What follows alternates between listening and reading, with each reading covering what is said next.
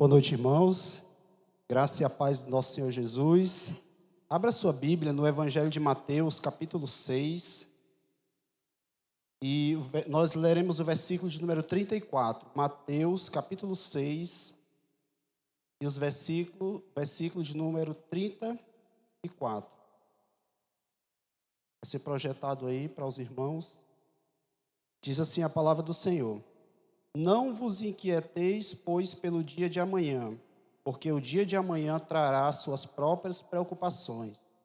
Basta a cada dia o seu problema, né? Em outras versões diz a cada dia o seu próprio mal.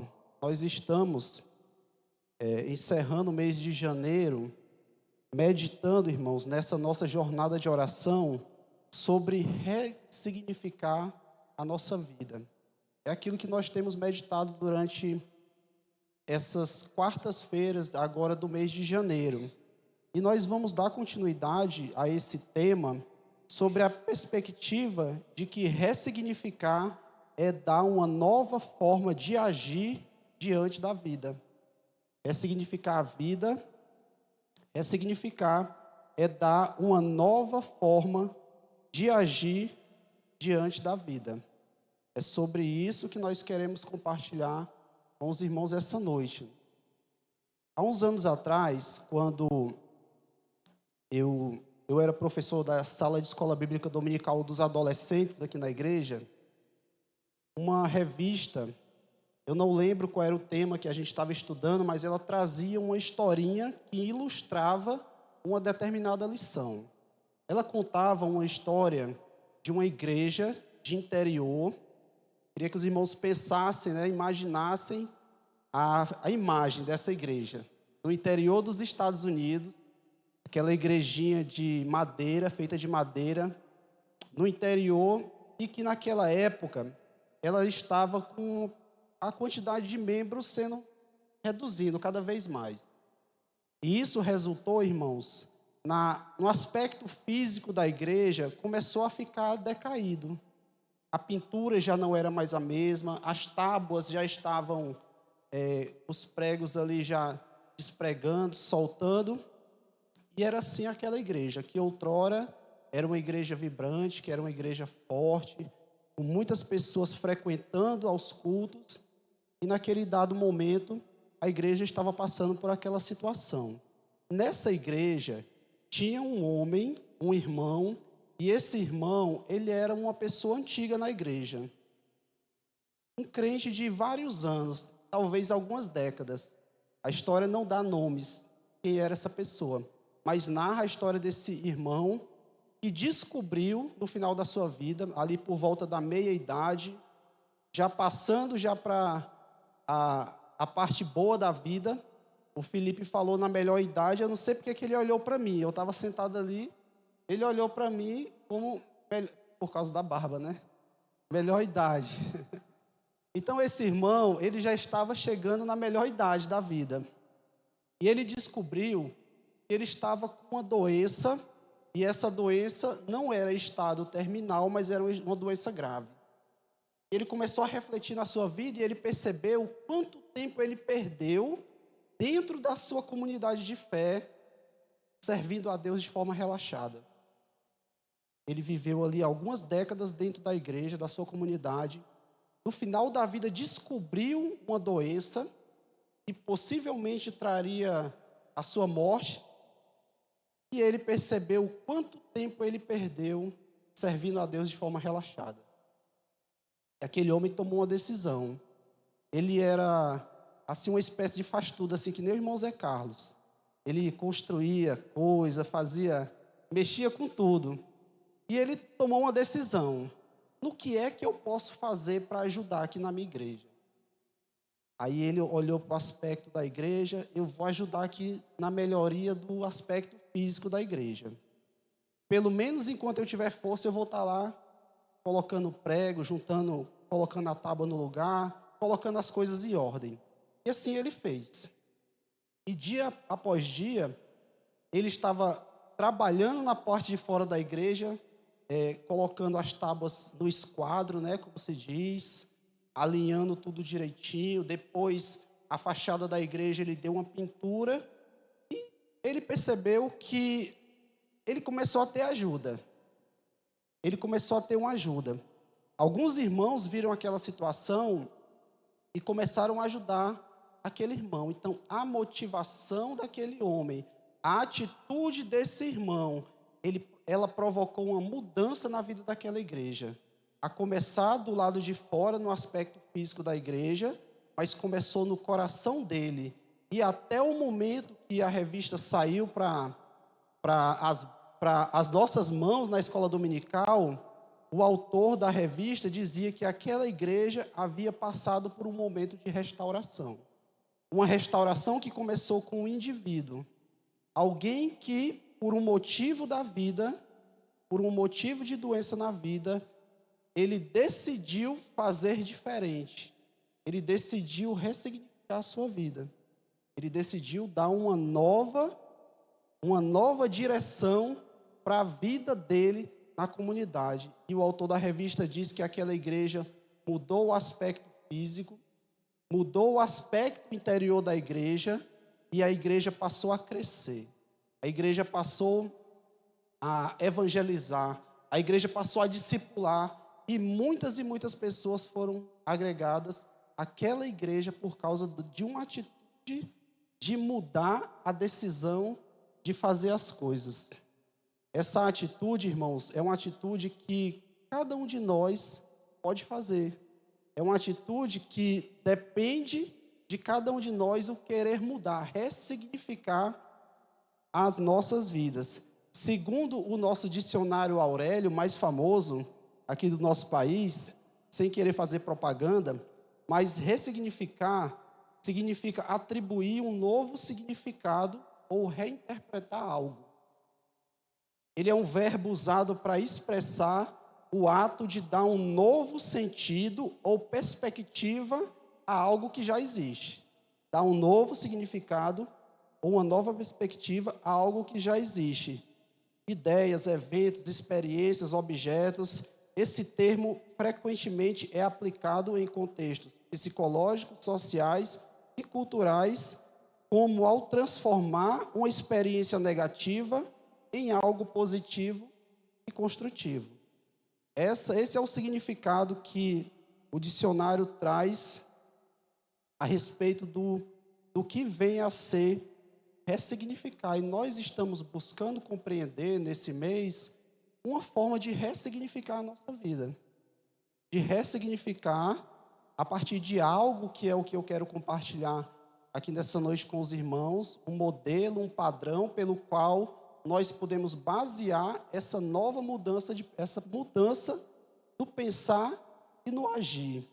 E a partir do texto, irmão, que nós lemos, de Mateus capítulo 6, e eu gostaria de ler novamente com os irmãos, só que agora nós iremos ler a partir do versículo de número 25. É um texto muito conhecido, muito explicado, muito explanado em várias mensagens, mas continua trazendo lições para nós, para a igreja do Senhor. Diz assim a palavra de Deus: por isso eu vos digo, não fiqueis ansiosos quanto à vossa vida, com o que comereis ou com o que bebereis, nem quanto ao vosso corpo, com o que se vestireis. Não é a vida mais do que o alimento e o corpo mais do que o vestuário? Olhai para as aves do céu que não semeiam, nem colhem, nem ajuntam em celeiros, mas o vosso Pai Celestial alimenta. Acaso não tendes muito mais valor do que elas? Qual de vós, por mais ansioso que esteja, pode acrescentar sequer 1 hora de duração à sua vida? E por que andais ansiosos quanto ao vestir? Olhai como os lírios do campo crescem. Eles não trabalham nem tecem, mas eu vos digo que nem Salomão em toda a sua glória se vestiu como um deles. Se Deus veste assim a planta do campo, que hoje existe e amanhã é jogada no forno, quanto mais a vós, homens de pequena fé. Portanto, não vos inquieteis dizendo, que comeremos, que beberemos, com que nos vestiremos? Pois os gentios é que procuram todas estas coisas. E de fato, o vosso Pai Celestial sabe que precisais de tudo isso. mas buscai primeiro o seu reino e a sua justiça, e todas estas coisas vos serão acrescentadas. Não vos inquieteis, pois, pelo dia de amanhã, porque o dia de amanhã trará suas próprias preocupações, e basta a cada dia seu próprio problema, né? Basta o seu próprio mal. Eu queria pensar e refletir, meus irmãos, essa noite, de que ressignificar é dar uma nova forma de agir diante de Deus, confiando no Senhor. Ressignificar a nossa vida é confiar na provisão de Deus. É confiar que Ele é o nosso sustentador, que é Ele que proporciona o bem-estar para os seus filhos. Esse texto, irmãos, que nós lemos, ele está lá no Evangelho de Mateus, capítulo 6, junto com o capítulo de número 5 e o 7, eles compõem aquele chamado Sermão da Montanha. É um conjunto de palavras que o Senhor Jesus Cristo nos disse, que ficaram registrados, e aqui nós encontramos o conjunto dos principais ensinos proclamados por Jesus Cristo. Nele, Jesus nos fala acerca de questões espirituais. Nele também, Jesus nos fala acerca de questões morais e questões éticas no relacionamento entre nós, seres humanos, homens, e o nosso relacionamento com Deus. Moral e a ética do reino de Deus. O Sermão da Montanha, alguns estudiosos vão comparar esses 3 capítulos com a Constituição Federal do Brasil. É aquela regra que norteia todas as demais normas. É aquela lei maior que vai dar direção a todas as outras. E nesse sentido, nós encontramos os ensinos de Jesus em todo o Evangelho, mas de uma forma concentrada nós encontramos aqui nesses 3 capítulos. Jesus Cristo, como a palavra de Deus, como o verbo de Deus, como a revelação perfeita de Deus, nós estamos estudando o livro de Hebreus, e no início do livro de Hebreus, o autor fala que no presente momento, Deus nos fala através de quem? Seu Filho. Então, Jesus, ele é a revelação. Então, ele, nessas palavras, ele nos traz uma concepção, um entendimento mais aprofundado do significado de servir a Deus. Como o ser humano deve se relacionar com o seu Deus. No passado, a pessoa que era uma adúltera era aquela pessoa que era pega no ato de adulterar. Jesus Cristo, quando ele vem anunciando que é chegado o reino de Deus, o padrão de conduta não é apenas realizar o ato, mas o simples pensamento maldoso é uma atitude pecaminosa. Se você olhar com um olhar impuro para uma determinada mulher, você já adulterou. O pecado não é mais apenas o ato, mas o simples pensar.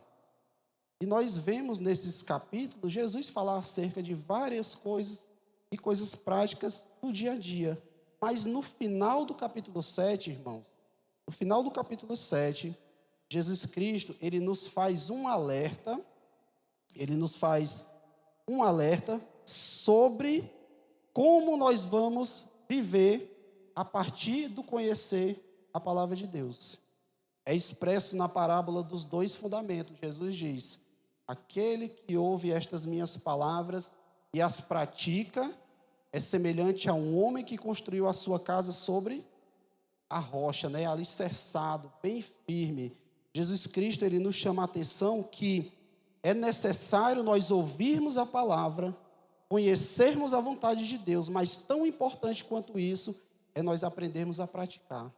É mudar conceitos que temos a partir daquilo que nós aprendemos. Conhecimento de Deus. Uma vida cristã plena, uma vida cristã vitoriosa, ela só pode ser construída quando nós unimos o conhecimento a vivência da palavra. E eu vou fazer uma afirmação ousada, irmãos. É impossível um cristão viver, amadurecer na fé, se negligenciar um desses dois pontos. Se você negligenciar a palavra, você fica sem norte. Se você negligenciar o agir, você fica sem aquela autoridade na hora de viver. Então, a vida cristã, ela é construída a partir do conhecer e do praticar a palavra de Deus. Jesus nos chama atenção para essa questão, aqui no Sermão da Montanha. Aquele que ouve e não pratica é semelhante àquele que construiu a sua casa sobre a areia. Veio a chuva, o vento, deu com força contra a casa, e a casa caiu porque estava alicerçada num local frágil, porque estava em cima de um fundamento frágil. E qual é o nosso padrão, irmãos, de conduta, de moral, ética e padrão espiritual? É a palavra, é a palavra de Deus. Quando o salmista Davi, lá no Salmo de número 19, versículos 11, vai dizer que escondeu a palavra no coração para não pecar, ele conheceu para não agir, conheceu a palavra, guardou no coração, e esse sentido que o salmista traz ao coração, não é o órgão, o coração que joga sangue para o corpo, mas é o centro das decisões. O coração do homem é de onde as decisões são tomadas. Então eu guardo aquela palavra onde? Onde o coração guarda a decisão, onde o coração conhece e o coração decide praticar. E agora, irmãos, eu quero pensar um pouco a respeito com os irmãos sobre uma palavra que nós tomamos conhecimento há alguns anos atrás, e cada dia mais faz parte do nosso vocabulário. Essa palavra não é uma palavra tão nova, mas no nosso vocabulário cotidiano, essa palavra começou a fazer parte de uns anos para cá, que é a chamada meritocracia.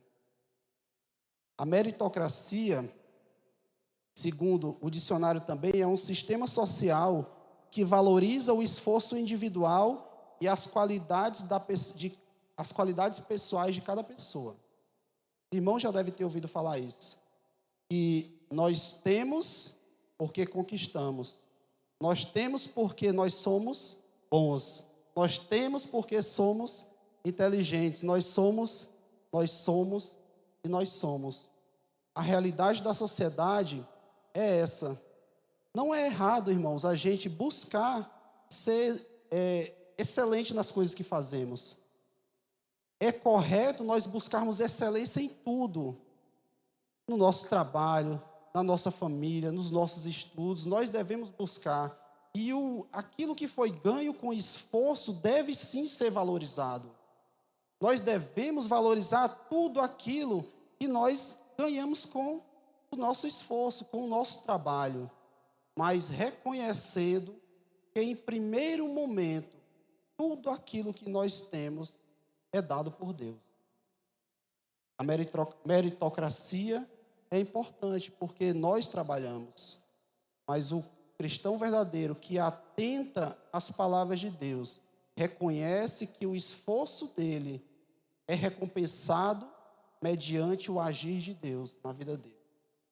É Deus quem dá. Nós trabalhamos, nós estudamos, nós nos esforçamos, mas em último caso, é Deus que concede a nós as bênçãos sem medidas que Ele tem derramado nas nossas vidas. O salmista, quando escreve lá o Salmo 127, diz que é inútil acordar, dormir cedo, dormir tarde, acordar cedo, né? Comer do pão que penosamente nós conquistamos, porque o Senhor, Ele dá de forma graciosa àqueles que o amam. Enquanto estamos dormindo, o Senhor trabalha ao nosso favor.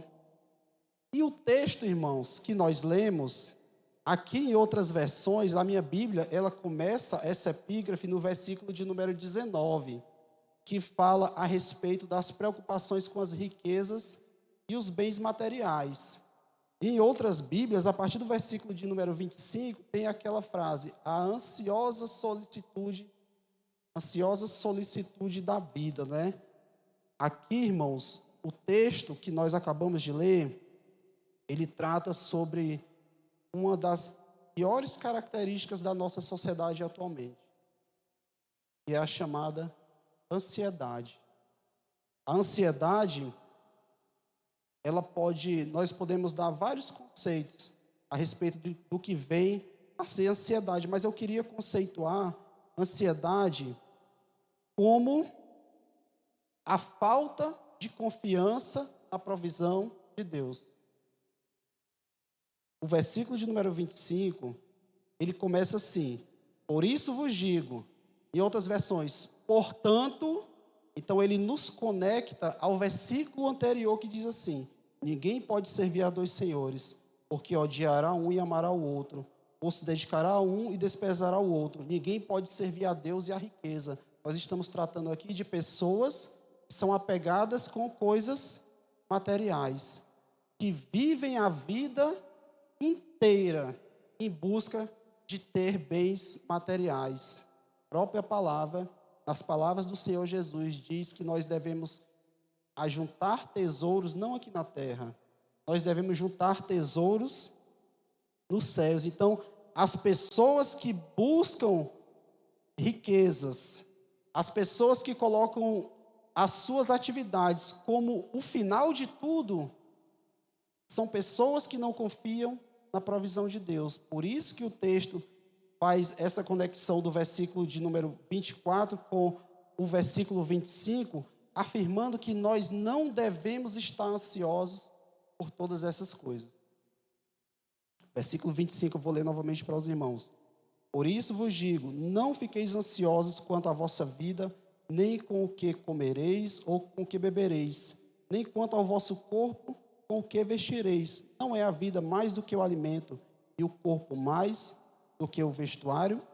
A ansiedade é uma característica da falta de confiança em Deus. O texto não diz, irmãos, que nós não devemos ser organizados, que nós não devemos planejar, que nós não devemos preparar nosso final de vida, né, Felipe? Pelo contrário, em outros momentos, a palavra do Senhor vai nos orientar a sermos organizados, a preparar a nossa vida, a estarmos preparados para o futuro. Mas a preocupação demasiada com as coisas mais necessárias, ela é oposta à confiança em Deus. A preocupação demasiada com as coisas mais necessárias é oposta à confiança em Deus, que é supridor. Porque Deus concede. Nesse contexto, irmãos, estar ansioso é estar pecando contra Deus. Alguns pastores aí pela internet tratam a ansiedade como uma espécie de pecado. Eles falam abertamente que você viver uma vida ansiosa é uma vida de pecado.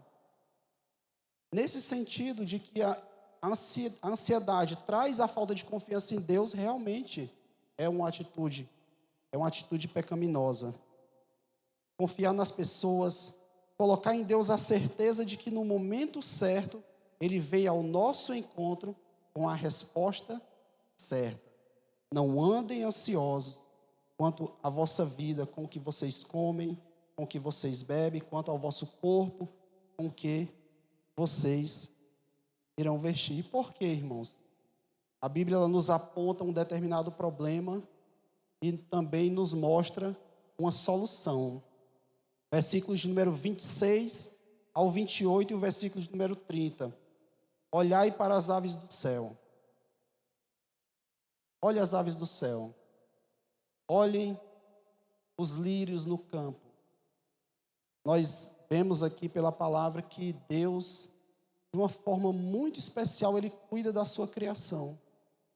Quando Deus criou o universo, a Bíblia diz que Deus viu que era bom. O livro de Hebreus também fala que Deus, ele sustenta esse universo que conhecemos pelo poder da sua palavra. Ele não deixou a história da humanidade correr à solta, ele controla, ele cuida até das mais simples criaturas. Olhem as aves no céu. Elas não estão preocupadas em plantar, elas não estão preocupadas em guardar provisão, mas não falta alimento. O texto vai dizer que o Senhor as alimenta. Da mesma forma, as flores, e aqui as flores, elas trazem aquela característica de serem temporárias, efêmeras, coisas passageiras. Hoje a beleza transborda, amanhã ela começa a secar, começa a murchar, e toda aquela beleza já não existe mais. Mas Deus veste as folhas, as flores do campo, com as roupas mais especiais e bonitas que nós podemos encontrar. O ser humano faz coisa bonita, faz roupa bonita, se veste bem, mas nunca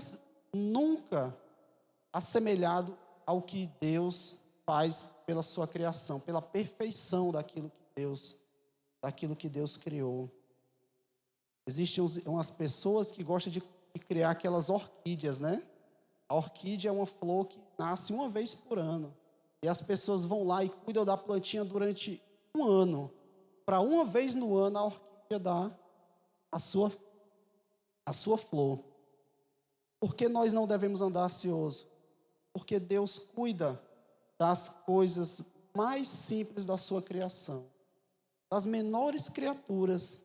E o texto vai dizer, irmãos, quanto mais vocês, versículo 26, acaso não tendes muito mais valor do que elas? Acaso nós não temos mais valor do que as criaturas que foram feitas por Deus? Gênesis capítulo 1, Deus criou os céus e a terra e Deus disse, é bom. Deus, depois de ter criado os céus e a terra, toda a natureza, cria o ser humano no sexto dia e diz o quê? Quando ele contempla toda aquela criação que havia sido feita, Deus diz, é muito bom. Deus diz, é muito bom, de uma forma ímpar, sobrenatural, muito especial, Deus criou cada um de nós. E de uma forma muito mais especial, Ele chama cada um de nós a um relacionamento íntimo com Ele. Se Deus cuida das suas criaturas, quanto mais Ele irá cuidar dos seus filhos. Quanto mais Ele irá cuidar dos seus filhos. Versículo 27. Qual de vós, por mais ansioso que esteja, pode acrescentar sequer 1 hora de duração à sua vida? Nessa passagem nós vemos que nós somos incapazes diante de certas coisas da vida. Muitas coisas já não estão mais ao nosso alcance, nós não podemos resolver tudo. Tem coisas que não adianta. Não adianta ficar ansioso por coisas que nós não temos o controle. Amanhã eu tenho uma coisa importante para fazer, não vou dormir, não consigo dormir. A cabeça fica fervilhando, fica preocupada com aquilo ali.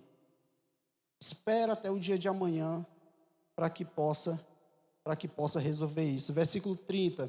Se Deus veste assim a planta do campo, que hoje existe e amanhã é jogada ao forno, quanto mais a vós, homens de pequena fé. Né? Jesus nos traz aqui o cerne da questão. Por que temos andado ansiosos? Pela falta de fé. Pela falta de fé. Isso demonstra a extrema falta de fé.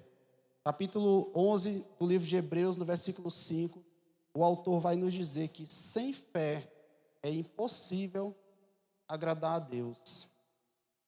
Sem fé é impossível agradar a Deus. Mas por que, irmãos, podemos confiar? Porque Deus, Ele é supridor. Porque Deus, Ele nos ama. E o versículo 32 diz assim, a segunda parte. E de fato, o vosso Pai Celestial sabe que vocês precisam disso tudo. Deus conhece, irmãos, a necessidade de cada um de nós. A gente daqui de cima olha os irmãos, aí uns faz assim, outros faz assim, outros baixa a cabeça. A gente consegue imaginar o que passa na cabeça de cada um dos irmãos, mas de fato nós não sabemos. Mas Deus sabe qual é a necessidade de cada um. Deus sabe a necessidade financeira que muitos passam. Deus sabe a dificuldade emocional. Deus sabe a dificuldade espiritual que cada um passa. Então Deus tem cuidado da sua igreja. Deus tem cuidado de cada um de nós porque Ele nos conhece. Ele nos formou. Antes mesmo de nós virmos a existir, Deus já sabia todos os nossos dias. Versículo 32, a segunda parte diz: E de fato, o vosso Pai Celestial sabe que vocês precisam de tudo isso. Deus, Ele conhece todas as nossas necessidades. Nós estamos diante de um problema, a falta de fé, que nos faz não confiar em Deus e tentar, através da meritocracia, conquistar as coisas. Nós sabemos que, pela palavra, que Deus é que sustenta a nós.